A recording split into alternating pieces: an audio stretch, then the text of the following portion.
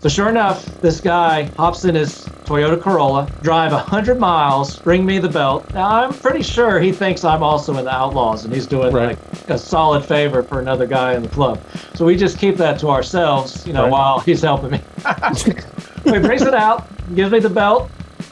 Put the new belt on. He won't take money for gas or anything. I just give him $100 for the belt. So, I get back on the highway. So now it's the middle of the night, I'm going through Maryland. Same thing happens. I'm like, how is this possible? I've lost another belt. Welcome to the Janus Motorcycles podcast. Our kind of motorcycling is different from what you see from big brands and big bikes. We manufacture classic, simple, small displacement motorcycles, because that's what we like to ride. And we're not alone. On this podcast, we talk with some of the smartest and most interesting people we know in motorcycling, design, and manufacturing. We're glad you're here.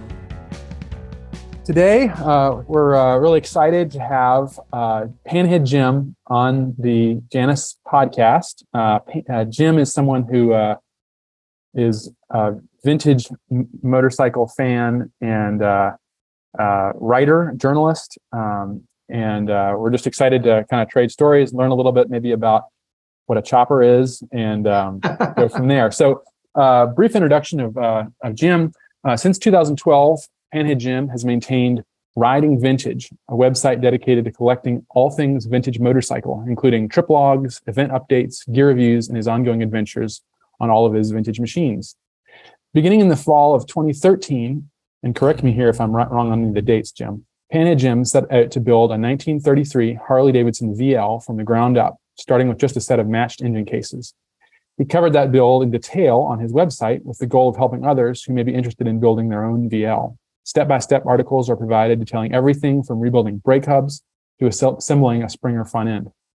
At the successful conclusion of that build, Panhead Jim embarked on a 19-day cross-country ride, joined only by one other rider on a 34 VLD. No trucks or trailers. I just love this part. Just two old Harleys leaking across America. Daily accounts of this trip can be found on his site, which includes striking photos of the landscapes he traveled through and his experiences traveling through small-town America. Since then, Jim has become an internationally published moto journalist and photographer specializing in vintage motorcycles. He has a passion for delving into the history of these old machines and bases a lot of his work on the experiences had riding and building antique motorcycles over the last 25 years. His work has been published in print magazines such as American Iron, Road Bike, Sturgis Rider, Cycle Source, Choppers, Full Throttle, as well as being a frequent contributor to online publications like Lowbrow Customs, Revzilla, Ride Apart, and Shop Cult, which I have been following, especially the lowbrow builds you've been doing. Yeah, Jim firmly believes process. Yeah. Well, we'll talk about it. Jim firmly believes that old motorcycles shouldn't just languish away in museums, but should be on the road doing what they were originally built to do. So without further ado, welcome, Jim. It's a pleasure to have you on the podcast. Thank you. Yeah. Well, that was a bio I kind of pieced together from online. But tell us a little bit about yourself and what you've been up to lately. And correct me if I was wrong on anything there. No, that sounds all about right. Yeah, so like you said, I've probably done a lot less on the blog lately and gone mostly to just journalism, for magazines and other web outlets. Because basically, there's this, rumor back when blogs came out that you can make a lot of money running a blog. Some people did. Some people did. I think it's like OnlyFans. But I found there was much, if you need to buy parts for all these old bikes, it was much easier to write articles for other magazines and just get paid right away than wait for, your ad revenue from Google to slowly trickle in when you need a new rear tire or something. Yeah. So I've really switched to that, for the most part. And that's been good. I enjoy doing that. So, it gets me out to a lot of different events and get to meet a lot of people. And recently I've even moved into doing some video for Deadbeat Customs, which has been different. Okay. You would think it'd be very similar to doing, photography, but it's actually a lot more of a hassle. So has that been like event coverage and stuff, or more? Yeah. The last two events I went to, I covered for them on video. And then also cover with photography for magazines. It was like, running around crazy 24 hours a day trying to video this and photograph that and, try to get all of it captured, in one And week. are you riding to the event? Yeah, the last event I went to was down in Georgia. I rode my Panhead down there. And, clearly I thought I had done plenty of preparation before going down, but as with old bikes, there's never enough preparation. I'd gone through, I'd redone all the wheel bearings, redone the brakes, chain, everything was replaced, ready to go. Got down there, no problems. Then on the way back, I realized I probably should have replaced the rear tire when I had everything apart. Oh, the simple stuff. Yeah. Yeah, because by the time I got to South Carolina, the back tire was so squared off. I had no cornering ability at all. You've gone to the dark side. The rain grooves on the highway, it was just like all over the place. Yep. So I ended up taking like 11 hours to get home, like taking 2-lane roads, like at 45 miles an hour, just creeping all the way back to North Carolina. Just like the old VL was intended, or the Panhead was probably intended a little later than that. But yeah. Well, I should mention that I don't think it was long after you had done the VL, maybe a couple of years, when I met you down in Raleigh. Yeah. And I was Greg Hawkrider, who ran at that time Devolve Moto, who I still keep in touch with. He's actually dating my sister-in-law. That's right. Oddly enough, small world. There you go. But he said, yeah, there's this guy. He's got this really cool old bike. Totally looks the part, and he goes to all these events. And you rolled in with your VL. And I think, if I'm remembering right, you had lost that tool. Oh, that's right. Yeah. Tool can fell off or something. That's right. That little toolbox on the front. Yeah. Strewing parts as you come. That's right. Just leaving a trail of oil and tools and nuts and washers, everything. I mean, you can find me wherever I go. Yeah. So that VL, tell us about, had you done much restoration before you'd gotten into that? Because I think you've been into motorcycles a lot longer than 2012. Yeah. So I had not done like a ground up type restoration, where I just started out with cases and bought every part, which, by the way, is the worst way to do any kind of build. I mean, unless you want to maximize money expenditure, it's the best way for that. Right. So, I hadn't done that. But what happened was I met this guy. We were, my buddy that had this 34, we were at a swap meet, and there's a guy selling VL parts. And, we were talking to him, and we were thinking about doing the Cannonball. Mm-hmm. Probably know about that. Yeah. And I think like the next year, the VL fit within the year range. And he's like, oh, yeah, these are great bikes, blah, blah, blah. And neither my buddy or I had any idea what a VL even was. Right. So like within less than a month, my buddy already had his VL. Right. Oh. Random story. He saw a VL on eBay, and the guy had a Ducati poster in the background.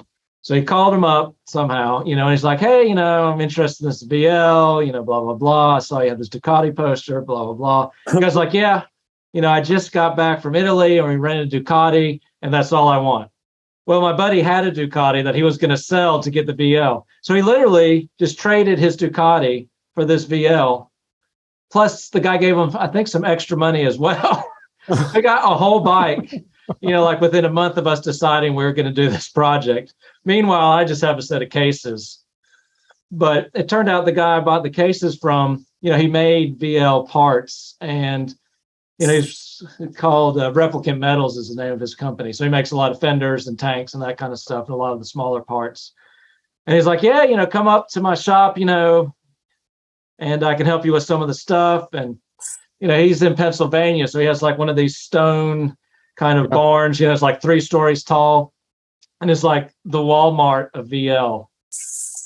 So I got there, and he's like, it'd be literally, you'd be like, here's 6 front ends, which one do you want to buy? Here's 8 frames, pick out one of these, so I got all the major parts just from him. Wow. So that made it doable, because if I had to go to swap meets and eBay to get every part, it would have taken forever. And those aren't reproduction parts. Those are original VL. Mostly the sheet metal is reproduction because that's one of the things he made. So, and the problem you run into, especially with old gas tanks, is they always leak. Yep. Even though mine is currently leaking and it's new, but that's another issue. But yeah, so we both built these bikes, and by the time we had them done, we had actually gotten into the Cannonball. We'd been on the wait list while we were building them. So they called up. They're like, "Yep, you guys are good." They're like, "We just need $2,500 from each of you, to be in it." And I was like, "Great. What's the $2,500 cover?" And they're like, "That covers being in it." I was like, "Does it cover food or hotels or anything?" He's like, "No. Nope. You get that little number plate to put on the side of the bike, and that's it." So my buddy and I are like, "You know what? We'll just go by ourselves." And I think that worked out a lot better, because we were able to just ride. What we did was anytime there's a sign for any kind of, roadside attraction, we would just go see whatever it was. Giant steam shovel, somebody's living in a cave, hot springs. We just, go check it out. Yeah. We just got an app for KOA, and then it was just like ride from one KOA campsite to the next. Mm-hmm. Because what they have at every KOA is a washer and dryer. So we didn't have to bring a lot of clothes, right? You ride 3 days, go to KOA, do your laundry, so we could pack fairly minimal because, we had to carry so much oil to make it across the United States, because these bikes are total loss. Yep. So, there's, every day I think it's a quart. No, it's a gallon for every 500 miles is what the oil is rated at. So are you changing that oil by draining it? Or is it just, where does it leave the bike? So you actually end up doing both for an unusual reason, but it's designed so that it just goes out into the primary, and that lubricates the primary chain, and then that leaks on to the rear chain and lubes that. Mm-hmm. But what happens is, you rebuild one of these and you put modern pistons in it with oil control rings. Oh, yeah. And now it's not leaking fast enough, essentially. Because when they designed them, they expected, they only had compression rings. So there was a lot of more blow by. So the engine was kind of designed around, you're going to burn off a certain amount of oil. The oil pump was kind of set up with that in mind. So even though the oil pump, you can actually dial in how much oil it produces, which is kind of a scary thought because it just has like a dial that says more and less on it. So what you tend to end up doing is having it slightly over oiling. Yep. So it's better to build up oil than not. So, usually like when you stop for gas, you would change the oil. Now it's only holding about 4 ounces in the crankcase. So it's not a lot. And Harley designed that motor, which they should have kept on all their motors going forward. It basically has a spring-loaded plunger you push down, and it pops out of the bottom of the case. Yeah. And it just, the oil just comes right out. So, you go get gas, you get a cup of coffee with no coffee in it. You put it under your bike, you dump 4 ounces of oil in it, you throw it in the trash can. And then it has a manual pump between the gas tanks. So you pump that 3 times, that fills it back up with oil. Now it has the oil pump that runs while you're riding. But so you're not pumping oil to lubricate like an older bike. Yeah. No, that's a lot of people think you do, and that does not work out. Because then you really have too much oil in it. Then it really starts to smoke and run sluggish. Right. Yeah. So it's just for filling it up because there's not a way to get it into the crankcase to begin with besides doing it that way. So you give it basically 2.5 squirts, which is about 2.5 to 3 ounces of oil, and then it's the mechanical oil pump handles it from there on out. And then it slowly builds back up. Mine once you got to about 4.5 ounces. I'm killing mosquitoes and, blowing smoke, like public service behind me the whole time. So I rode in the back, the whole way. Some of my buddies didn't smoke as bad. I don't know which is unusual. I think because he was using original pistons, which made it different. Well, there you go. That's really interesting. Huh. So you made it across. Yeah, no issues. No issues. No, it only rained for 30 minutes. the whole trip. Of course, it rained when we're going across the Rockies, like over the highest point. So like the worst place for the rain. Yep. But otherwise, yeah. I mean, we took kind of a stop off for a day in Kansas.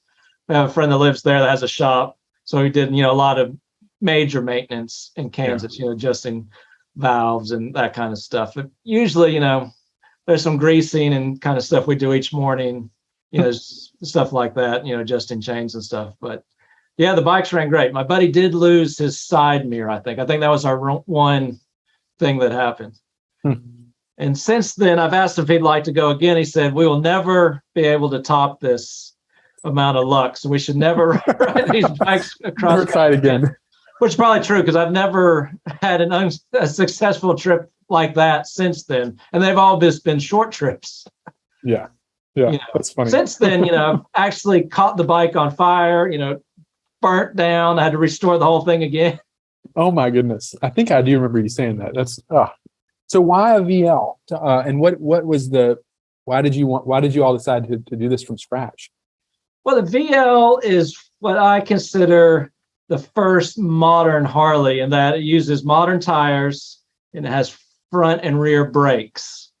And it's made very sturdy. In fact, the front end on it is an I-beam construction that was so expensive to make that they dropped it once they went to the knucklehead for hollow legs, because it was just cheaper. Really? So it's a real rock solid bike. If you look at the bikes before, the JD series, they're much more like, a flimsy bicycle with the bad back brake. And I think front brakes came out in 1928, 29 era. So anything before that only had a rear brake. And lots of times those were this band where it went, if you've ever seen it, it's not enclosed. So it's just a band that kind of squeezes down. So like those are really horrible in the rain. Oh yeah, I can imagine. So, and I know guys that have JDs. And this is the funny thing about old bikes. Everybody tells you, oh, I ride this everywhere, but they don't. So it's hard to get like a real clear image of how well some of these older bikes handle. Because I'll talk to somebody who's like, yeah, I ride this all the time. I'm like, great. How's it do on the highway? How's it do this? And then it's like, well, I just trailer it to swap meets and ride around the swap meet for the weekend. It's not, so it's not a lot of people that are really putting these bikes through their paces anymore. So it's hard. Yeah. But just looking at a JD, I really like how they look. But I don't think like they could really handle, a lot of serious riding. Plus, they don't go very fast. So they really do seem like they're part of an earlier kind of flat tank kind of world. And they may not have that, but they're that bicycle frame and the sort of really chintzy. That's interesting. Yeah, they're really developed there. But yes, for some reason, when they got to the VL, they just made everything super strong, very heavy duty. I guess, part of the redesign was, because of the Great Depression, they're trying, like my model, the 33 is the lowest production year since 1912. So they had like the special paint job on it, because they're trying to get people to buy them, this, that, and the other, But it was a real gamble for Harley, to do all this retooling, right in the middle of the Depression. Yeah. And the funny thing is, they made a lot of VLs, but you never really see them around. I know a lot of people that own VLs, but I don't see a lot of people riding VLs. I think a lot of people got them because it was an old bike and was cheap. Yeah. He's got the look, but doesn't have the price of a knucklehead, right? Everybody knows what a knucklehead is. So you think a knucklehead costs twice as much? Easy. Really? That's so interesting. Yeah, the other day I saw a knucklehead motor for sale for $25,000. And you could probably buy a complete running VL for $25,000. Yeah. That's interesting. And so just by what people want. That's really interesting. I mean, knuckleheads have recirculating oil. People tend to like that. I think a lot of people think that the VL, you do have to pump the oil, the whole time, and like all these other things. People are also, I think, a little leery to ride them. Yeah. But it's a very light, nimble bike. I mean, it's a great running bike.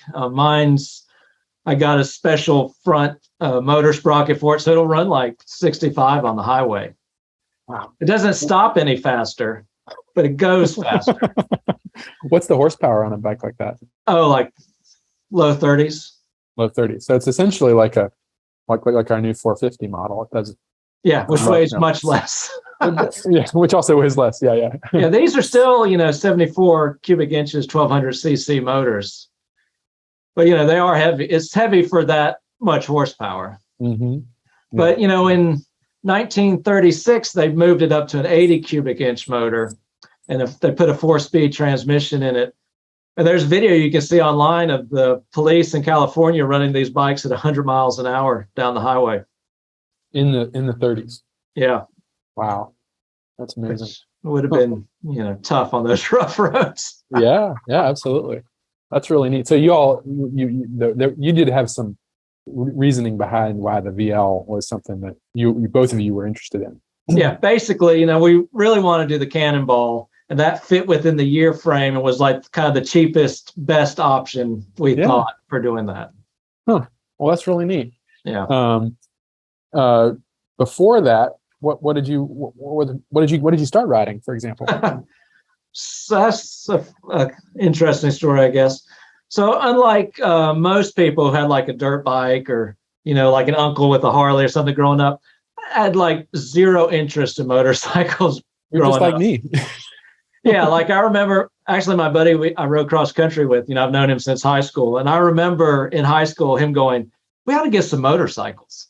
And me going, why would we get motorcycles?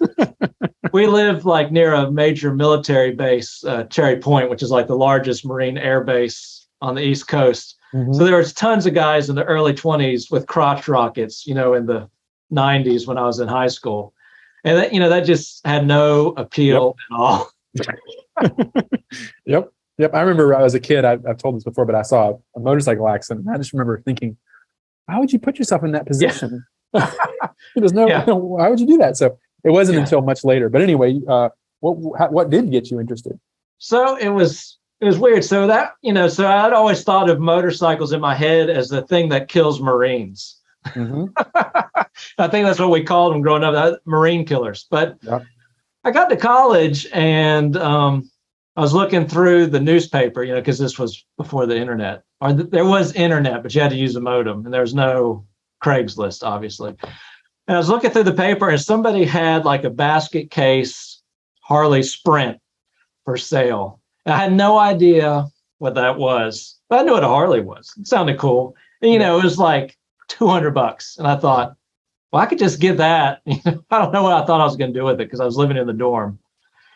But of course, I called and it already sold, which is probably just as well, because Harley Sprint was like an Italian bike that Harley just rebranded like in the 60s to compete with, Honda and Yamaha, who were bringing in these smaller metric bikes, for cheap. So Harley needed, like a 250, 350-ish bike. So they just took these Italian bikes and just said, we'll just put Harley on the side of this. And now we have something to compete in that market. Yeah. And, they're like a single cylinder. Is it like a horizontal? Yeah. Yeah. Yeah. I don't really know anybody who's ever ridden one much. Mm-hmm. I've seen them around like in museums, but I don't think it would have been a horrible bike, especially if it came in a box. Yeah. So, but for some reason, just that one ad, then all I could think about was, I need a Harley. Uh-huh. So I spent like almost a year just like gathering up like Harley magazines and looking through and this, that, and the other. And then I lived for the summer in Myrtle Beach and worked 2 jobs and slept on the floor of my buddy's sister's house for like $50 a week or something. And then this summer, I just went and bought a new Sportster. Nice. And by the way, I'd never also ridden a motorcycle before. So I cruised in, and I'd seen an ad for this new 1200 Custom, which was new that year. I don't know if they still make it, but it was like all chromed out version with a 21-inch front wheel, this 3.3 gallon tank is whatever. Right. And, but yeah, I went to the dealership probably the week of my birthday, which I guess I just turned 21. And they had one on the floor. And I was like, this is 1995. So I just took all the money I'd made and just gave it to them. There you go. And they're like, wow, have you ever ridden a bike before? I was like, nope. They're like, well, better try it out first. I was like, well, I had a 3-wheeler when I was a kid. And they're like, this is not like a 3-wheeler. I was like, okay. So I get on the bike, they're all like on a service road next to the highway. I ride down, I stop, I walk it around, I ride back to the dealership. I say, okay, good. And they're like, all right, see ya. Bye. So then, my dad, one of my best friends is just following me home. So I'm going along, it's mostly straight. I get to a T intersection. I go a little wide and the back tire goes off the road in the gravel. Now I'm going sideways and I'm just like, I just hit the throttle. It pops the back tire back on the road. My dad, my buddy say, they almost, wet their pants. They thought I was just going to lay it down. The first 5 minutes I've owned it. You're going sideways the first 5 minutes. But, I got back on the road and then just spent like the afternoon riding around some neighborhood, like at 25 miles an hour, figured it out. And that was it. Then eventually, I took one of those motorcycle safety classes. So you did take the MSF class or whatever, the motorcycle safety. Yeah, once I already had the bike. And oddly enough, the woman who sold me the bike was in my class. Oh, wow. Okay. Well, that's a pretty common story. I think people buying bikes without knowing how to ride them. Yeah. It's just like Harley the wind takes like, you. There you go. We've already got your money. Go ahead and total it because we can sell you some extra parts. Right. So a Sportster 1200 was your first bike. Yeah. Start right with that. And then my first vintage bike I ended up getting the next year. Uh-huh. Oh, really? So oddly enough, I bought that bike. And then my buddy from high school that had wanted to get motorcycles, he was at a different college. He bought a bike, which I didn't really know at the time. And then a third buddy of ours from high school also ended up with the bike. So like the next summer, all three of us had motorcycles, just like as a surprise. I think we came home and was like, oh, well, I got a motorcycle, that kind of deal. Yep. So my one buddy, he had a 1972 BMW R75/5. Mm-hmm. And he had gotten it. His dad was a lawyer. So his dad's best friend was a lawyer. And somebody had paid his dad's best friend for legal services with a bike. Mm-hmm. So he rode it all summer. And in the summer, he thought he was going to buy this bike. He was going to take it back to college. And his dad is like, there's no way you're getting this motorcycle. Oh. So he's like, man, I can't get this bike. And I was like, well, how much does that guy want for that bike? Because it was an all original, complete BMW. He's like, he wants $1,000. And I was like, I got $1,000. So I just ended up buying it. I actually still have both bikes. You still have both. And I had that bike forever. I never really thought of it as a vintage bike, I guess, when I first got it. Yeah. Because it's different than an old Harley in that it's old BMW. So it doesn't break. It doesn't have any problems. I was riding it recently. I hadn't ridden it actually like in 2 years. It's been sitting and I needed it for something. I didn't even charge the battery. The battery was too dead for it to start with the starter. The gas obviously was very old. It still kicked over on the second kick. I mean, that's the kind of bike it has always been. I've replaced like some gaskets that have gone bad and started leaking. Yeah. But it's just like, there's no good stories with this bike because you get on it and you ride somewhere and you come back and it's just like, that's it. That was it. No problems. So problems are part of the experience. Often. Yeah. I mean, you can fix somebody else's bike when you're riding on it, but all the tools for it are metric, so that it doesn't fit anybody else's bike anyways. And, it's a fun bike to ride. It's so much more advanced than the older Harleys. I mean, it's slightly newer than like my Panhead.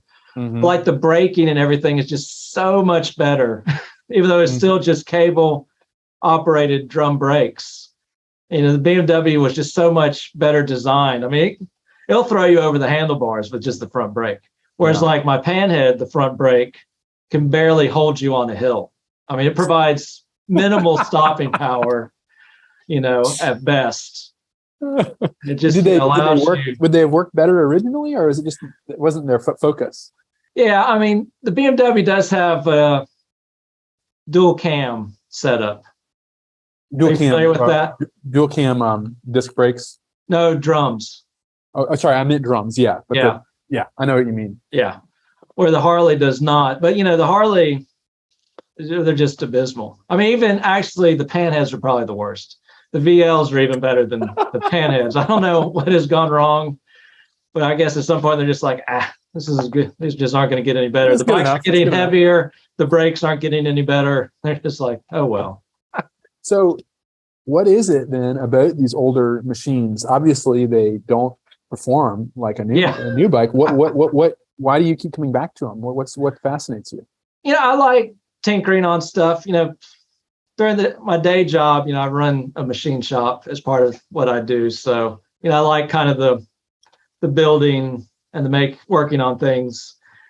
And it is more of an adventure when you ride on an old Harley than, even an old BMW, because, you really have to have your wits about you and, carry the right tools and the right parts and, fixing stuff on the side of the road. While at the time is a pain in the ass, when you come back, it's more fun. Yeah, somebody described it to, maybe we've talked about this on this podcast before, but like there's two different kinds of fun. There's the kind of fun that while it's fun. And then there's the kind of fun that afterwards is fun. Yeah. And so some of those things are like that. Yeah, like one of my favorite trips on my Panhead, I left here and I was riding to New York by myself. And one of the things I'd done when I first got it was it had a chain primary, and you can switch that out for a belt. And not like one of these open belts, like from some Orange County choppers. It's still enclosed. Yeah. But it lowers your vibration at higher speeds on the highway. Mm-hmm. So I had done that. And the problem with doing that is now you have a rubber belt that's in an enclosed area that gets hot and oily, which is not great for rubber belts. Mm-hmm. And I got somewhere in the middle of nowhere, Virginia, and I was going down the highway, and all of a sudden, the bike's revving up. I got no power. We're not going forward. And I was like, clutch is slipping. No problem. Pulled off to a gas station, tighten the clutch, when to kick it over, nothing. The engine's not turning over at all. It's just the transmission. So I open up, more of the primary, and every tooth has shorn off of this belt. So, now I'm stuck.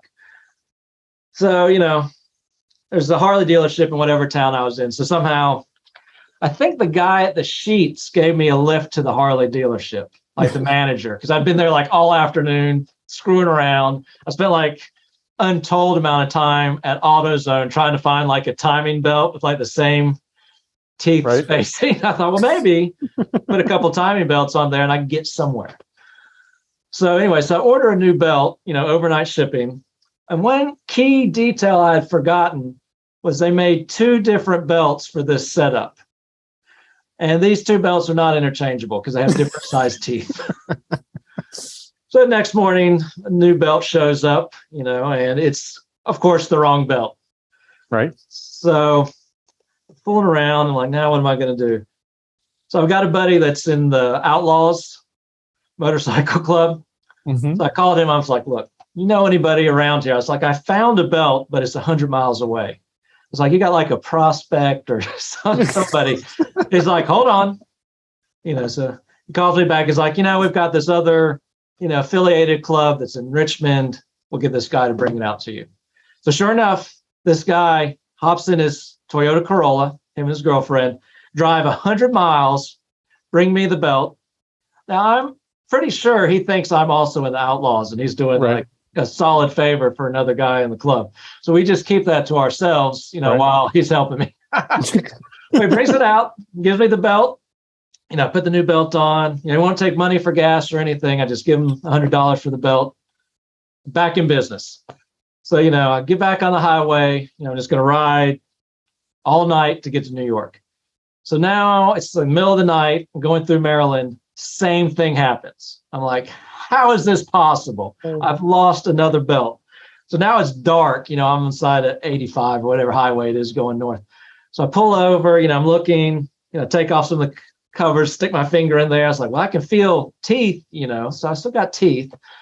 I'm looking at the back of the bike, crank it back up, it cranks up. I'm like, well, that's fine. And then, I put it in gear. I can hear the chain moving, but the rear tire's not moving. I'm like, well, this is no good. So check out the back. So on a Panhead, there's actually lug nuts that hold the wheel to the brake. So as a drum brake, you bolt to that, and that also has the teeth on it for your rear drive. So all those lug nuts are just broken, stripped off. So no lug nuts. Great. And they're all broken off in my brake drum. Oh. So how you fix that? So I call around. I have a buddy in Maryland. He's like, I'll come get you. I've got a trailer. So he comes and picks me up, in the middle of the night. We drive to his house. We get there. He's like, you know what? I think I've got one of these hubs in the basement. I was like, all right. So he goes down there. He's like, well, it's chrome. So will that work? I was like, yeah, it's fine. It's brand new. So we put it on, literally spend the whole night, getting it back on, because also he's like, your master cylinder looks like it's leaking. I was like, yeah, a little bit. He's like, I got a rebuild kit for that. I was like, okay, rebuild the master cylinder, get the whole thing set up, and back on the road, make it to New York, do the run, come back, no problems. Now, years later, in fact, just before this last trip, I was redoing the brakes on the rear, still using this guy's, brake drum. And I was looking at my brake shoes, and they had a weird step in them. And I was looking at the brake drum, and I realized that all this time I'd been running the wrong brake drum on the back of this bike. So at some point, Harley went to a wider shoe in the 60s, and the drum I had was for a narrower shoe. So the area on it that was machined was a narrower section. So I wasn't getting the full shoe. Part of the shoe was just hitting nothing. So I've fixed that. It hasn't made the bike stop much better, but in my head, I feel like, now I'm getting the full rear brake effect. Huh. But, that turned out to be a good time. At the time, at 4:00 in the morning, while I'm like trying to get the chain lined up and get everything going, was less fun. But right. But it seems like that is kind of an extension of riding a motorcycle. Like here in the States, we ride motorcycles. I've really kind of recently realized, even if you look at an ad for that VL back in the 30s, they're talking about this as a leisure activity. It was not. Maybe the Sidecars and the military bikes they built were for a very, very functional role, but most of the bikes sold were for, ride like a hawk or whatever. Yeah, exactly, like an eagle. They're for having a good time and experiencing your surroundings. Now I was talking, even the old ads were about being outside, and that's what Janus we've kind of built this around, figuring out a machine that allows you to have experiences. Yeah. And I'm not saying that our bikes are going to break down on you so that you have experiences, but having to deal with the machine and have your wits about you, like on an old vintage bike, does create memorable and valuable experiences. It's like you're summoning the gods of interest or whatever you're going to experience. Yeah.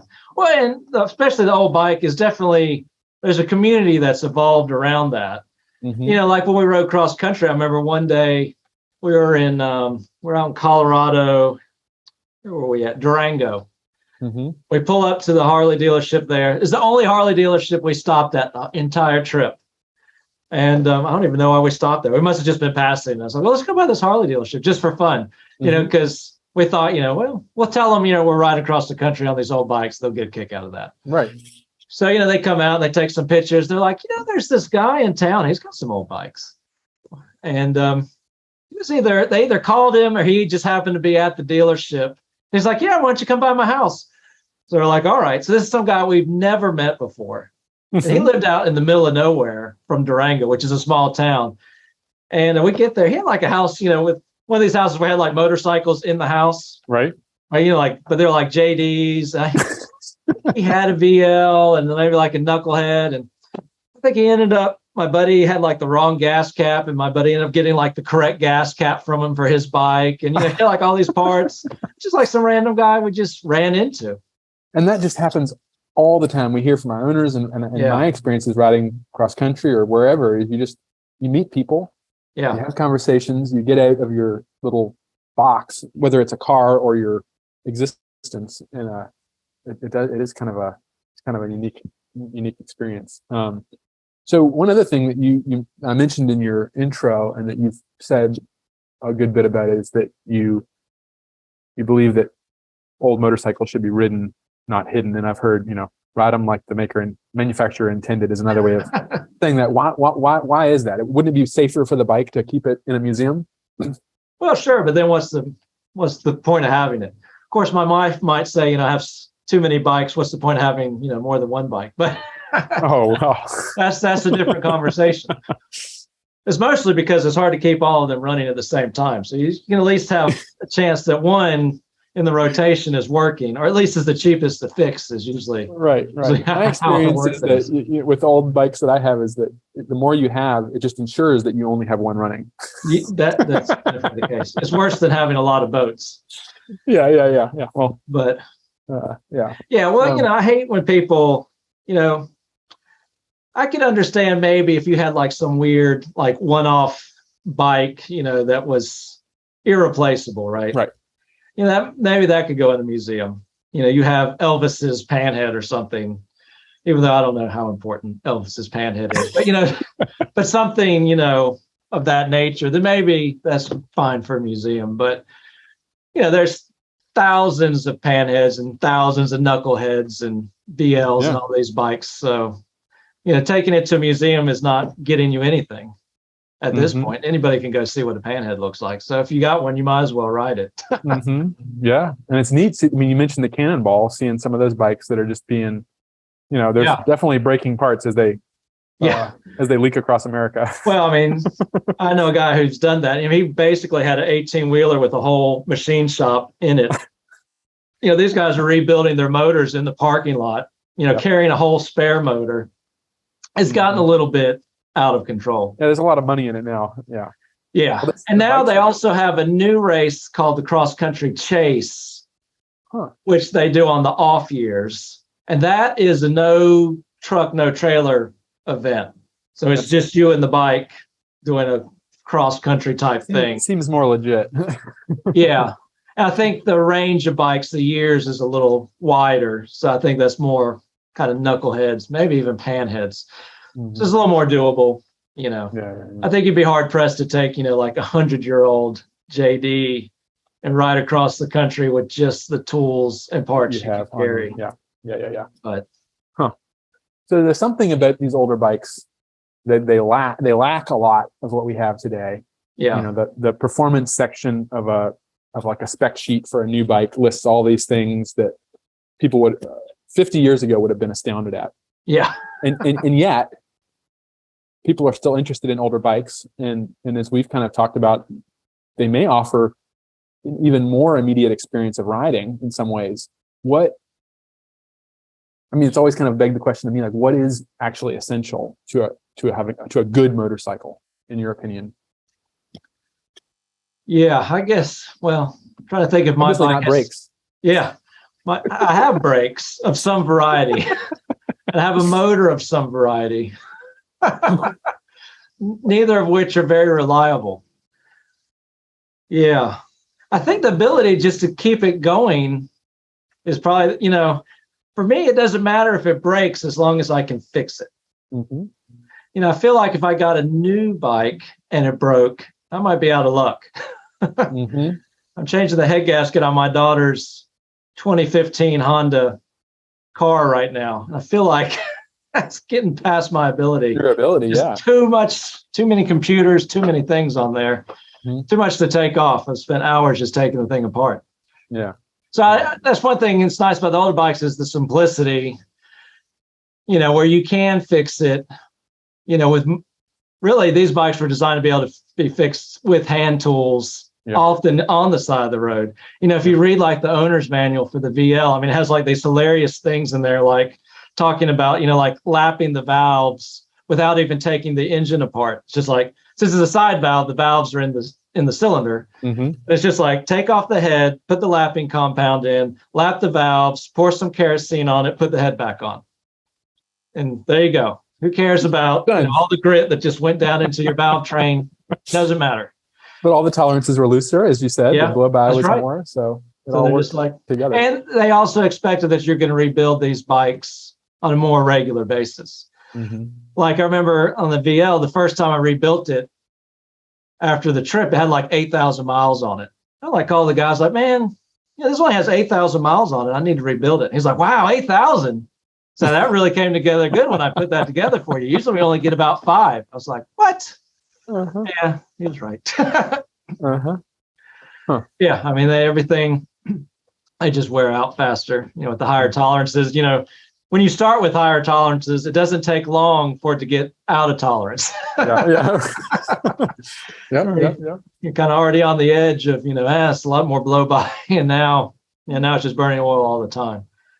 But I don't know. I guess there's just something fun about, building it yourself and then being able to ride it and keeping it maintained. It's just something I've enjoyed doing. I kind of grew up in a household where we kind of fixed everything ourselves, from cars, the stuff around the house. So I was kind of used to being in that mode of fixing old things and keeping them going. I grew up on the coast, so we were fixing old boats all the time, which is kind of similar to working on old motorcycles. Yes, indeed. I know a little bit about that. Well, yeah. So it sounds like there's more to riding a motorcycle than just zipping down the road. And I think there can be, right? For some people, just zipping down the road is enough.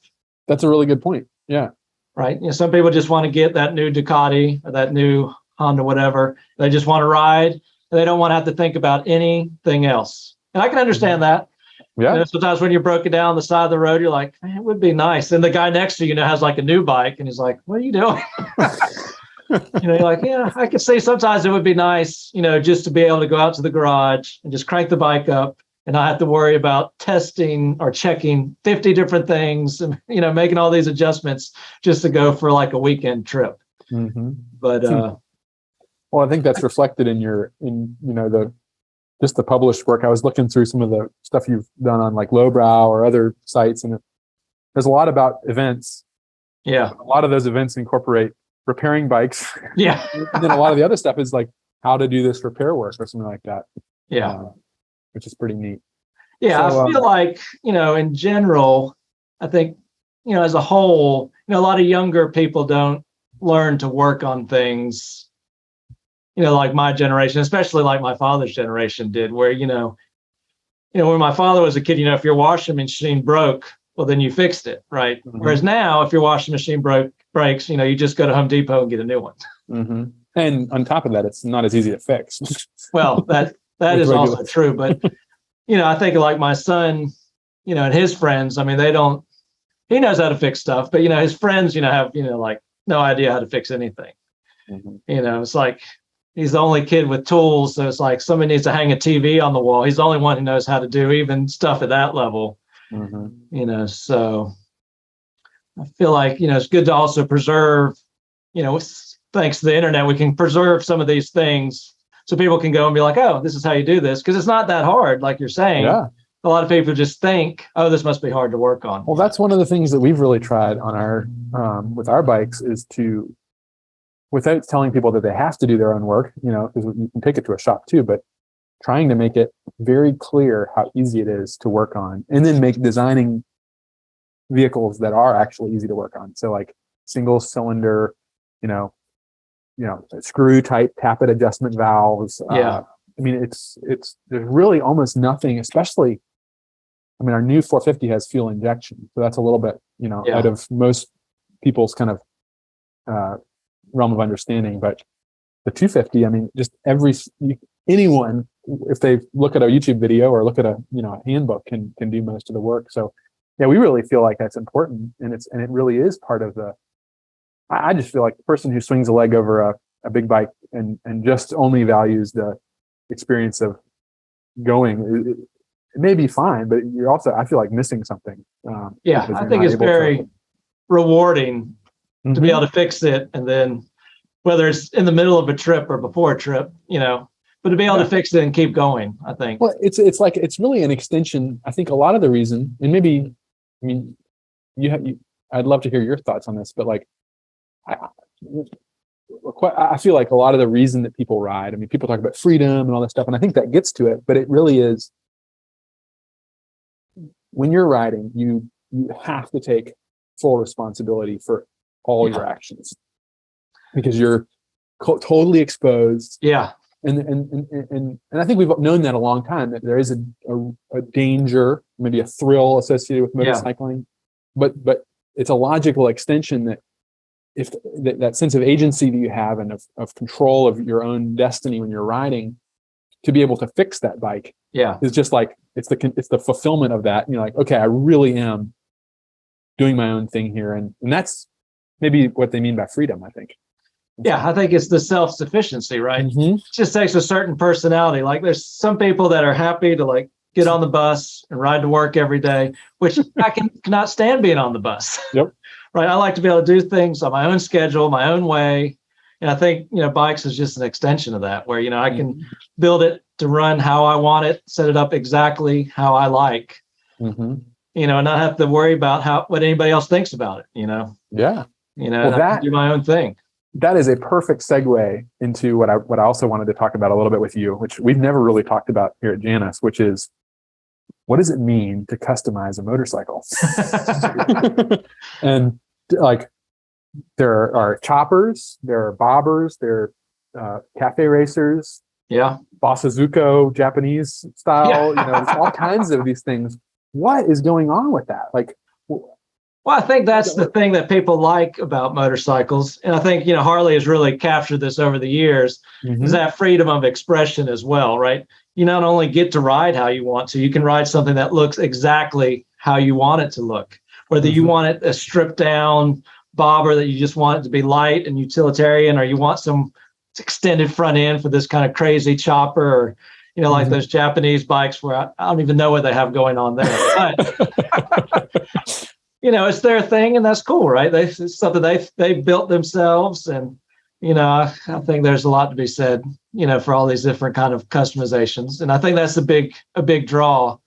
You see that with cars as well, but, it's a lot harder and more expensive to customize a car, because it always involves a lot of sheet metal work. And that's I'm sure that's a very specific skill set, and most people aren't going to go out and whip out a set of fenders or, a new hood for whatever car. Whereas, there's some, with a motorcycle, you can unbolt or bolt on stuff and dramatically change the look of it. Oftentimes just with hand tools, right? In your garage. You can build the chopper of your dreams without any specialty equipment. Now, it's a lot easier if you have a milling machine and a lathe and all these things. Right. But, the aftermarket has developed in such a way that, you can really build anything you want, just by ordering parts from lowbrow. Yeah. I mean, because there's like a lowbrow, I feel like, for each kind of genera of bike, right? Lowbrow's, going to have all your parts for, choppers. But if you're into more modern bikes, you can go to Revzilla. They're going to have all your parts for that kind of stuff. If you got a vintage Honda, you got to do Dime City. Yeah, exactly. I mean, so there's a huge aftermarket that supports, kind of whatever you can imagine is the coolest bike in your head, and you can make that a reality, very easily. And I think that also appeals to a lot of people. People like having something that's customized just how they like it. They really do. I have friends like that. It's so funny to see the way that they have to. It's almost like the alterations don't really matter it's just the fact that they've done them in a lot of cases that I've found, that especially, people I know, that it's like, what are you gaining with that? Oftentimes these alterations make no sense. Make no sense at all. Yeah. Like these Japanese bikes, they're not providing anything. I mean, it's just like, you could say the same thing about choppers though, right? At one time you'd put a long front end on there, then you'd put tall bars on it, and that would give you leverage to move that front end. But now you've probably seen that has gone away, where people are still putting on long front ends, but now the bars are like this, and you have no leverage. So tell us a little bit about the chopper. Like, what is this? What's the story there? why when I go to like a chopper show, oftentimes I'm a little bit lost because I can see there's something everybody's shooting for, but I have a hard time figuring out the difference sometimes between different bikes other than the color or something like that. Yeah, so I mean, choppers really evolved. First, people came back from World War II, and the first thing they really made were bobbers, where they're just, cutting off extra parts just to make the bikes lighter and faster, because back then the bikes were pretty slow. A lot of these guys were buying surplus flatheads. So those were 45 cubic inch flatheads, which probably had similar horsepower to what my VL has, maybe less. So of course, taking the fenders off and everything probably weren't getting you that much faster. But look, you thought like it was. Yeah.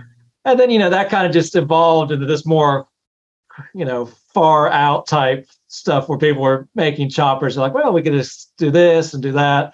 And a lot of that, I think, came up where a lot of Harley parts are very interchangeable between years, which I don't think Harley is done on purpose per se. I think a lot of it is more Harley's a little bit lazy, which Harley probably wouldn't appreciate this. Well, I can recognize that. We're a small company, and if there's no reason to change it, why would you do that? Yeah. I mean, there's that point, right? No need to reinvent the wheel.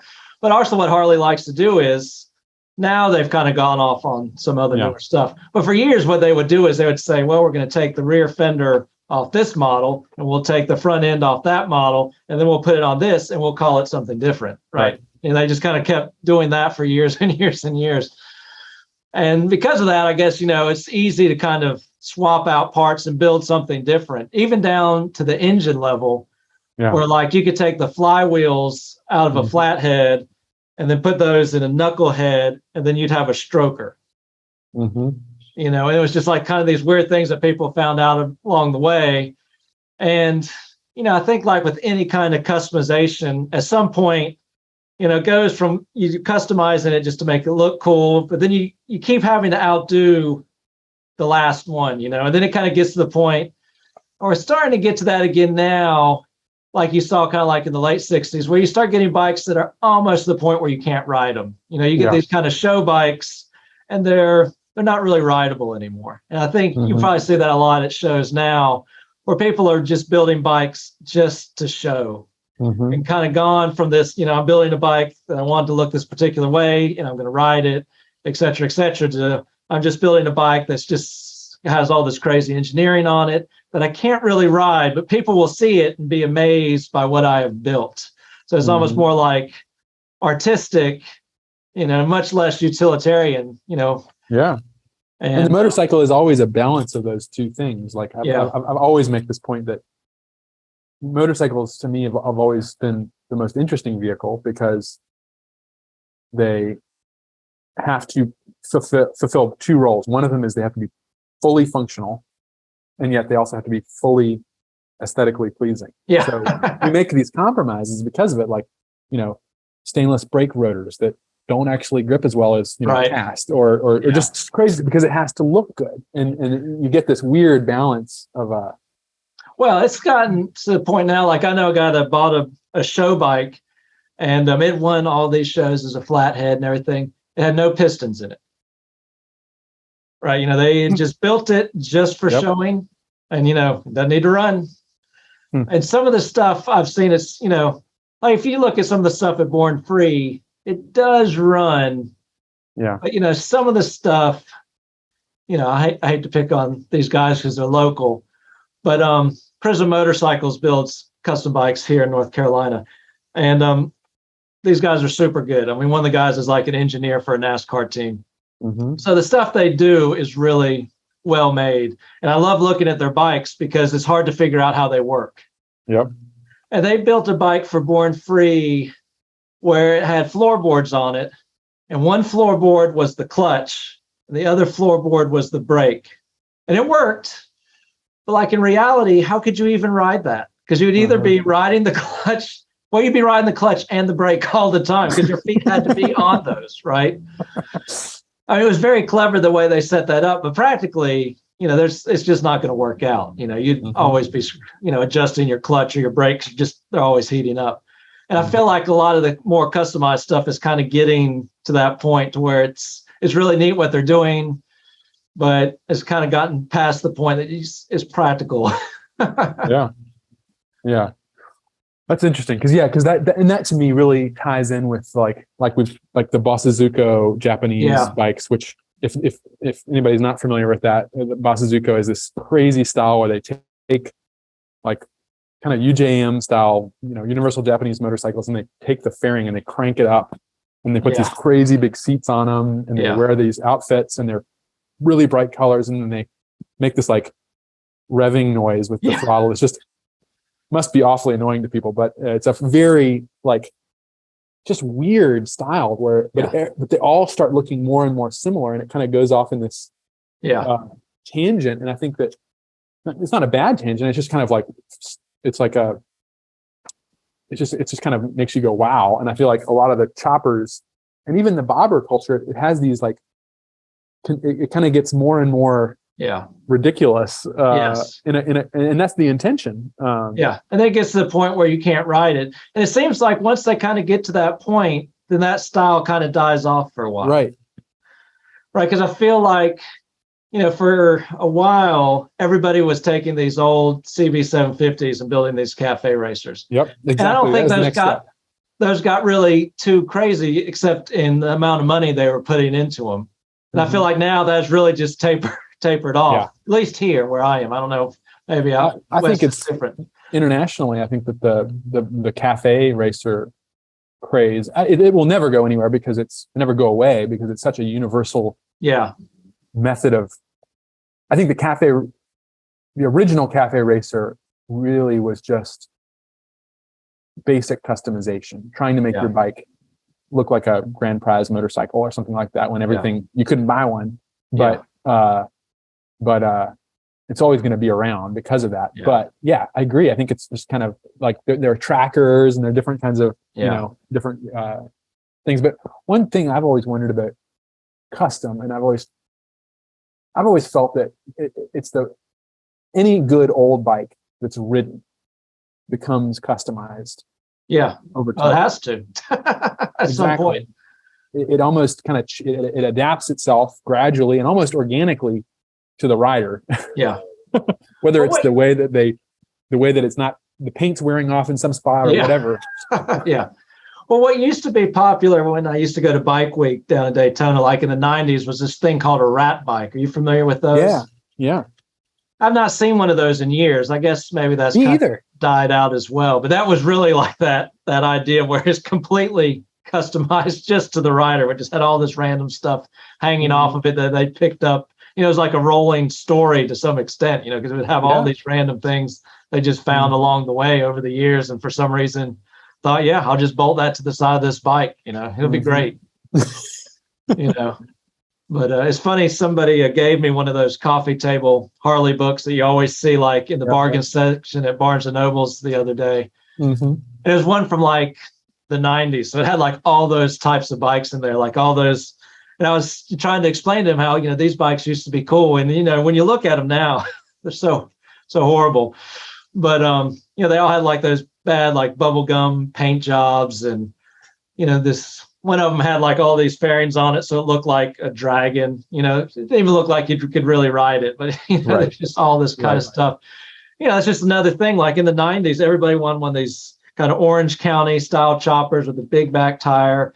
And now those are completely worthless. Whereas in the 90s, that's like a $50,000, $60,000 custom motorcycle. And now people buy those because it's the cheapest way to get an S&S drivetrain. Wow. Because you could get a transmission and engine, for a few $1,000s and then just, try to sell the other stuff. Who wants these frames and, billet wheels and stuff anymore?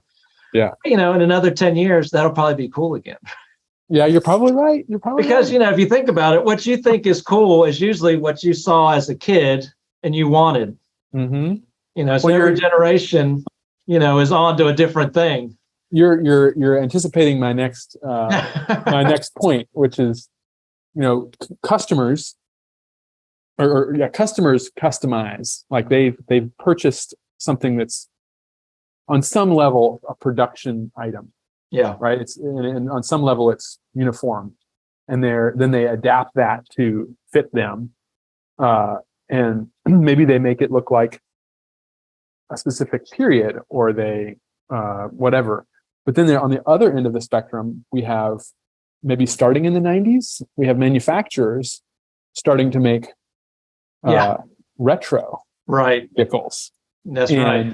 I was wondering what is that retro thing? Because when I think of retro, I think of, well, on the best kind of retro would be like the GT40, the Ford GT40, and the worst kind would be the PT Cruiser.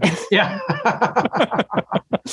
Well, I mean, usually, the factory, and I'm sure you know this, is up against so many safety and EPA regulations that you can't just pull off the look as easily. I remember like Triumph, when they came out with the Bonneville, the new one. Yeah. I felt like at some point they switched to fuel injection, but they had some kind of covers on it that still looked like carburetors. They did. Yeah. I felt like that was horrible. Yeah. I mean, you just, but but you're just up against it. Who's going to buy a new bike with carburetors? But people want it to look like an old Bonneville. So, you kind of have to go with what your customers are going to buy. But that is an interesting thing that I don't know. I mean, maybe Harley was trying to make like heritage style designs in the 80s or something like that. But I don't think it really had the same feel that now we have. Like all the big brands really are doing retro. And I'm interested in that term because it's so often applied to us. Right. Yeah. Yeah. Because you have classic styling. Right. And it's interesting to me to kind of dig at that and say, like, what actually is retro? Because retro, like the word, comes from backwards. It literally means going back. So I mean, the GT40, or maybe let's take a new example of a I'm trying to think of a new Mustangs. I would say they're retro, especially the latest generation. And except for that electric one. Oh, that thing isn't a Mustang. Yeah, that's horrible. I saw one and I was like, what is that Mustang logo doing on that SUV? Yeah, exactly. So they've kind of abused their retroness. Yeah. But like, it's obviously packed with modern technology. Yeah. And so a lot of people are trying to do that. And what we're doing is, I guess, the similar thing. We have disc brakes and fuel injection, but I've never really had a good answer because we're not trying to. I think what people want to buy is nostalgia. Yeah. Mm-hmm. And I think this is the first time, well, maybe not the first time, but it's the first time in history where it's so much easier to do because of things like eBay and Craigslist. And it's allowed people to buy all those things they always wanted to get. Whereas like our parents, right, if there was some toy that they didn't get when they were a kid, that's tough luck, right? Those toys, are not available. But like you and I don't know how old you are, but like if I wanted to buy every Star Wars toy I ever wanted when I was a kid, I could go on eBay and get all of those within an hour and have them shipped to my house. Mm-hmm. And, I think that idea really has, gone across all levels of, people's wants. Yeah. That is something people really desire, is those things that they, wanted as a child or saw growing up and made an impression on them, And, if you look like in car culture, this has really gone to the way of resto mods, where, you can buy that Camaro you wanted, growing up, or that you had when you were 16, but you don't have to put up with a carburetor and headers or all that stuff anymore. You're just going to put an LS1 motor in it. Just drop an LS in there and it's just going to drive, like a new Honda Civic, just with worse gas mileage. And I think a lot of people are into that idea where they get the nostalgia, but they don't have to have the full. It's like people are lazy, I guess, right? You can get the nostalgia without, having to put up with any of the, nonsense you had to put up with in the 60s and the 70s of all this maintenance and all this kind of stuff. It's like we're saying people don't do that anymore. Mm-hmm. People don't want to do that anymore, I think, either. Right? People would love to have a 69 Camaro with air conditioning that starts every time you turn the key. And they don't care how you make that happen. They just want that look and the reliability of a new bike or a new vehicle. I think a lot of people are kind of into that idea. I think it seems to me that maybe they're more interested in fun type 1, not fun type 2, which would be getting yourself into a scrape and then getting yourself out of it. The problem is, people get into their 40s and their kids move out, and now they have a lot of extra money, and they're like, "Whoa, what am I going to buy with this extra money?" Mm-hmm. They're like, "Well, I get that '69 Camaro I've always wanted, but I don't really have the time to watch 100 YouTube videos and buy a bunch of tools. So I can just buy this one that's already set up with everything new and drive that for 3 years and then sell it." That's interesting. But I think a lot of things are going that way. And then what'll happen, like I have a good friend that's into Model Ts. Mm-hmm. And the generation that was into Model Ts has died off. So now they're not worth anything. Yeah. And he said, you go to the Model T club and all the guys are in their 80s, and then they'll just like give him whatever he wants because nobody wants any of the stuff. And they're just happy somebody's going to use it. Yeah. And, that'll just continue to happen with everything, at some point. Until we get interested in them. And then. Yeah. But you're never going to be interested in Model Ts because they weren't around when you were a kid, right? So there's the people that will be interested in that is a very small number. But Jim, you weren't around when that VL was made. That's true. But there's not a lot of people riding VLs either. That's true. Okay. All right. Yeah, it seems like kind of how things work is, what'll happen is we will get tired of it here in the US and then it'll go overseas, because I feel like kind of Japan and Europe are usually about 10 years behind in what we think is cool here. Mm-hmm. So like there's a huge market for like old Harleys, in Japan and Europe right now. Yep. And then that will die out and then nobody will care. Right. Another 30 or 40 years, people will be like, who wants a knucklehead? That looks like a lot of hassle. Especially when everything's electric, Yeah, when everything's electric, or it's illegal to take your ICE engine on the road. Yeah. So we'll see what happens with that. I think what will eventually happen is, how now you can go to Home Depot or Lowe's and you can buy like that premix 2-cycle gas, in a can. Right. I think all gas will eventually move to that at some point. Everybody will have an electric car. And if you want gas, you'll just go to this place and you'll just buy 5 cans of it. Yeah. Well, then we'll go right back to the way it used to be, because when George Wyman was the first person to ride across the country on a motorized vehicle, which is a motorcycle. Yeah. That's where he would buy his gasoline at like the drugstore. Yeah. in a tin. Yeah. So unfortunately, we'll probably have to go back to that. We're going in cycles. It's it's just like these choppers, right? They kind of phased out in the late 60s, early 70s, and then nobody was really into choppers in the 80s, Yeah. And then 90s was a different kind of chopper. But now we're gone back to this kind of, slim, narrow chopper, the very long front end. I look at some of these photographs that you post from the events that you go to, and it could easily be 1960 something in those photographs. Oh, yeah. Everybody's almost got a it's like a reenactment. Yeah. That's right. Because there's funny, because people, there's vendors there selling, kind of retro clothes, and which, the depressing part is they'll sell clothes from events I remember going to, and they'll be like, I got these retro shirts from Bike Week 95. I'm like, I got that shirt at home. Like, you want to sell that? I'm like, hang on to it. Yeah, hang on to it. But it's very funny. The chopper culture now, which is probably mostly, I like to say kids, but people, like in their 20s, early 30s, who are into it now, they're very into wanting to get kind of this, the retro clothes. And they can do it with the 90s Harley, and it's affordable, and you can build a bike pretty cheaply. So so the Sportster is the main power plant, right? So you can buy a Sportster for a couple $1,000, $2,000 or $3,000. Mm-hmm. And, often since Sportsters were smaller, they've always been called girls' bikes or whatever. Mm-hmm. Oftentimes people would buy a Sportster for their wife, and then she wouldn't ride it. Yep. Then it's just in the garage, and now you can buy, now. Or you can just use your first bike, which was a sport, right? Yeah. That's what I'm doing. I've just held on to it all this time.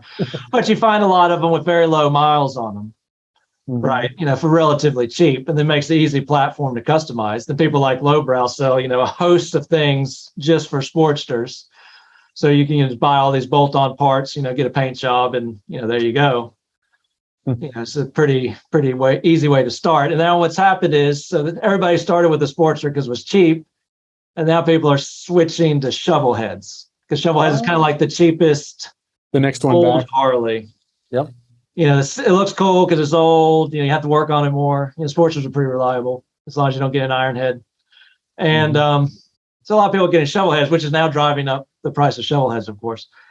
So what's the next thing will be Evos, right? So those are like mid 80s to mid 90s, and those are very reliable. So a lot of people those will be the next choppers. Will be a lot of Evo choppers, I imagine. As what people can afford. Well, so for anybody listening, Panhead Jim right now is in the process of turning that first Sportster 1200 that was your first bike. Yeah. Converting, or what do you call it when you chop it? You're chopping it, right? Yeah, sort of. But since I'm into old bikes, there's something in the back of my head that said, don't tear up any of those original parts, because one day somebody's going to want a 1996 Sportster. The cycle will return. Tens of thousands of dollars. So what I did was I just pulled the motor out. I took the frame and everything. I just hung it from the ceiling. And I just bought a complete new frame from Paco. Okay. It's already hardtail and all that kind of stuff. And then just bought some sheet metal and stuff from Lowbrow. And I'll use like my original front end and stuff like that with just longer fork tubes in it to extend it out a little bit. But I like the bike to sit level. So I have a little more rake in the frame. So I've just extended the down tubes enough to keep it level. I feel like once you start getting the front jacked up, engine starts getting up in the air. Yeah, I feel like it must be bad for the oil, right? Yeah. And handling and seeing where you're going.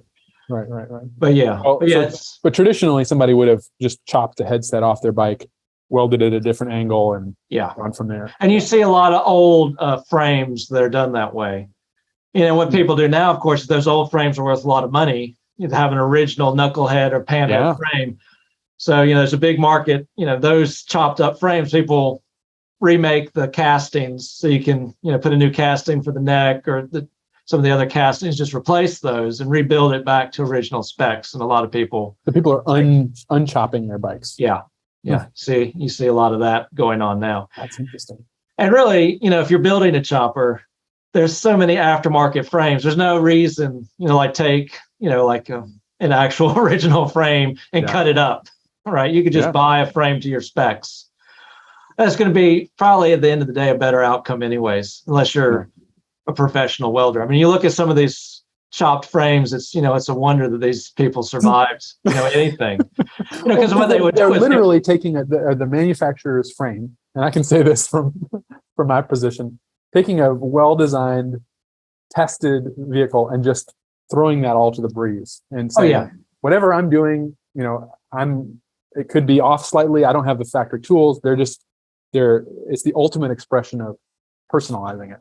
Yeah. I mean, commonly what people would do was they would take a saw and start at the bottom of the neck and just cut up a certain amount, enough that they could just bend it out and then just weld two plates on the side of it. And there you go. There you go. And the welding is always horrible. Yep. But back then also molding was, popular. So then you would just skim that over with Bondo. Oh yeah. No more bad welds. And then people buy these old frames, take the Bondo off, and it's just like this horrible, stick welded, tacked together thing, but it's part of the adventure, right? Right. Exactly. When the whole front end comes off, it's really exciting. That's a good story. It's type fun number 2, right? Yeah. That might be fun number 3. Yeah, exactly.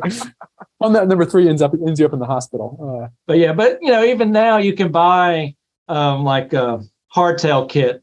A lot Lowbrow, a lot of companies sell those where you just cut off the back end of a newer bike, and this just kind of plugs in and welds up and gets rid of the shocks and all that kind of stuff to give you that hardtail frame look that Harley used until we've got a shop 60s not far from us that manufactures a bunch of just literally like bolt-on components for your chopper.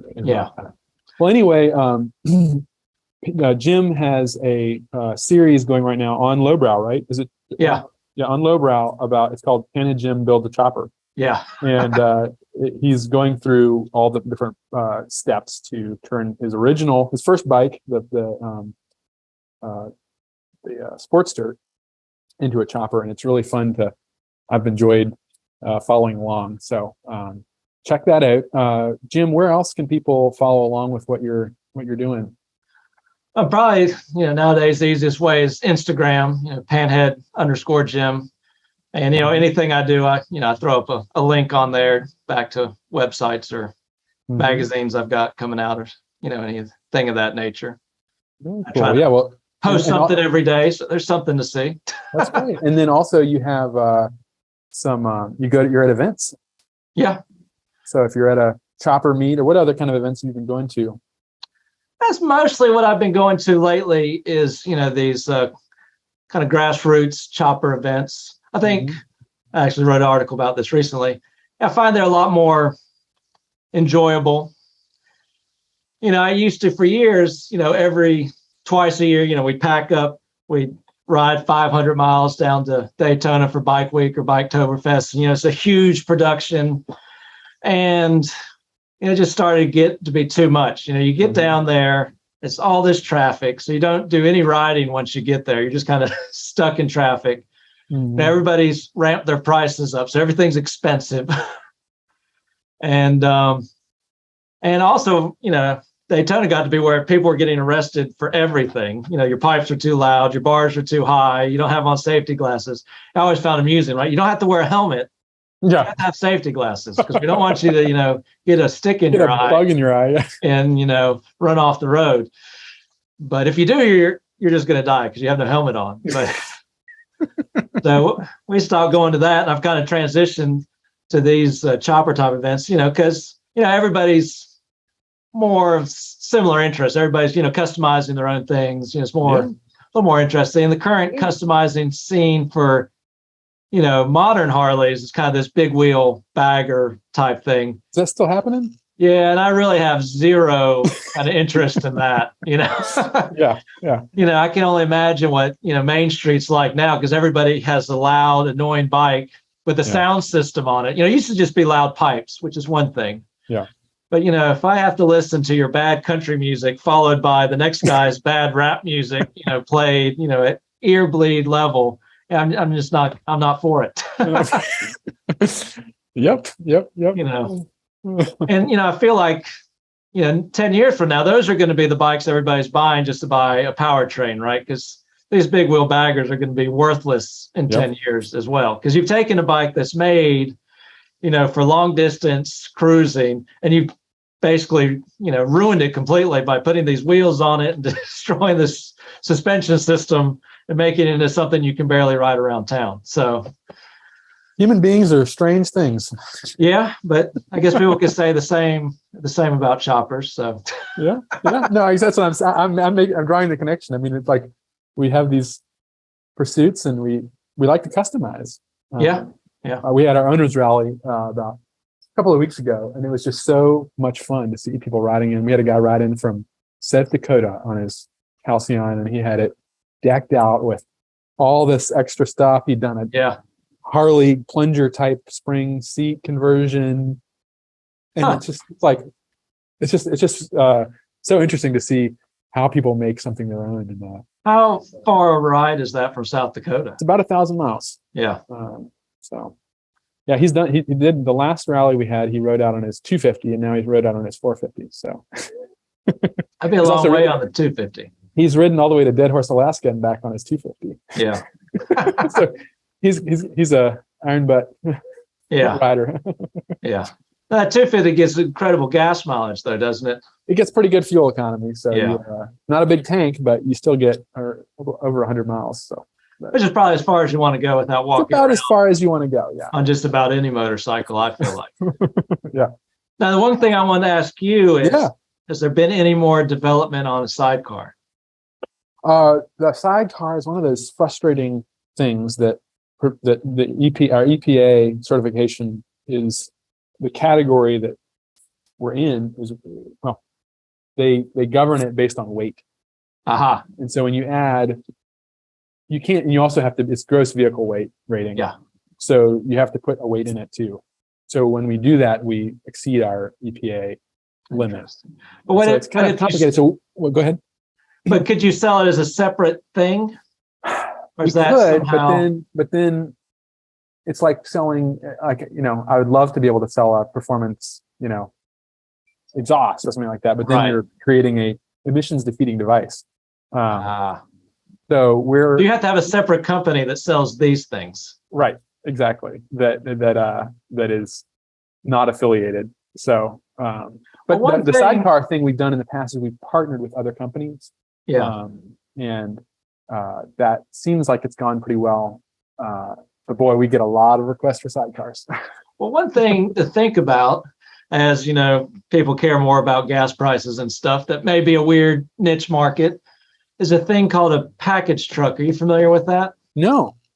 So in the 1920s and 30s, maybe up into the 40s, Harley also was thinking about, commercial things besides just the police department.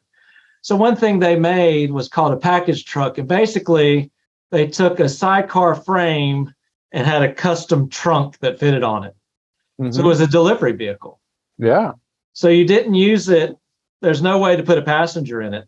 Mm-hmm. But it gave you something that you could deliver stuff in, and it gave you a large flat area that you could paint the name of your company on. So it also provided some signage. But you should look that up because people have made all these weird customized package trucks. There's a picture of one that was set up to deliver like bottled Coca-Cola, and it had all the bottles just sitting out on it, but they had all these different variations that people customized. Right, and I don't know if there's a current market for that, but look at that. Thinking about this big uptake of Uber Eats and all these things where people are delivering all these small food items. Mm-hmm. It could be something. I'm all ears. I think that's great. I mean, that'd be really neat. In a big city, I could see one of your bikes paired with something like that. It's getting great gas mileage. It's easy to maneuver. I mean, that could be a big win for somebody whose thing. I know people that that's their thing. They just do Uber Eats, right? That's their job. That's their job. Yep. That might be the ultimate Uber Eats vehicle. For somebody. Hey, that makes a lot of sense. I like it. I've seen people who've converted them into like a coffee stand. They just ride up with the bike, and the sidecar is the coffee setup, and they're making the espresso machine is built into the sidecar. I've seen that on bicycles, but that would be really neat on a motorcycle. Yeah. What I thought I have a sidecar for my 33, but the tub is completely rusted out because sidecars always got left outside and they just filled up with water, and then that was that. And I've toyed with the idea of making that into a package truck. So I thought what would be neat, and I'm sure where you live is the same, is, my area is inundated with breweries. Yep. So imagine you made a package truck that you could put pony kegs in. Mm-hmm. And the number of breweries that would probably willingly provide free beer just so this 33 Harley could ride around with their beer on it to events. I'm not sure what the angle would be for me. I guess I could get free beer out of it. Get free beer out. But you never know. Huh. That'd be pretty neat. That'd be pretty Janus neat. Carrying a single pony keg just for your own events could be a neat thing to whip up in the shop. I like it. One Saturday, Yeah. The Janus beer cycle. The best of both worlds. Increasing danger for all. Yeah. One of those things people see on social media and be like, wow, look at that. Yeah. So you never know. Very good. Well, Jim, I think this is a good. Yeah, I think we've gone over a little bit. We've gone over a couple of things, talked about some stories. We'd love to get you up here sometime. That'd be cool. To maybe do a little, get you on a bike or a couple of bikes and test ride. So. Yeah, you guys have any plans to come out to the East Coast for anything? We haven't been doing a whole lot of events on the road, but we might do something in that area. We're thinking about doing more of a rally for owners. Yeah. Rather than just doing a discovery day like we have done. We didn't have as much success with those discovery days as the effort involved, but Yeah. it's really been amazing for us just to focus on our existing customers and host events for them. So we've thought about maybe a Blue Ridge Parkway or a Maggie Valley trip with a bunch of owners, which would be a lot of fun. So yeah, I'll keep you in the loop. Cool. Yeah, that would be good. A lot of fun. So yeah, give me a sidecar bike. We're set to go. Okay. All right. With that keg on it. Perfect. Well, Jim, thank you so much for joining us, and for all of our viewers, check out Jim's work over at Lowbrow and other online places and magazines. It's been a pleasure having you, Jim, and I hope to stay in touch. Yeah, definitely. Talk to you soon. All right. Take care. All right. Thanks, Jim.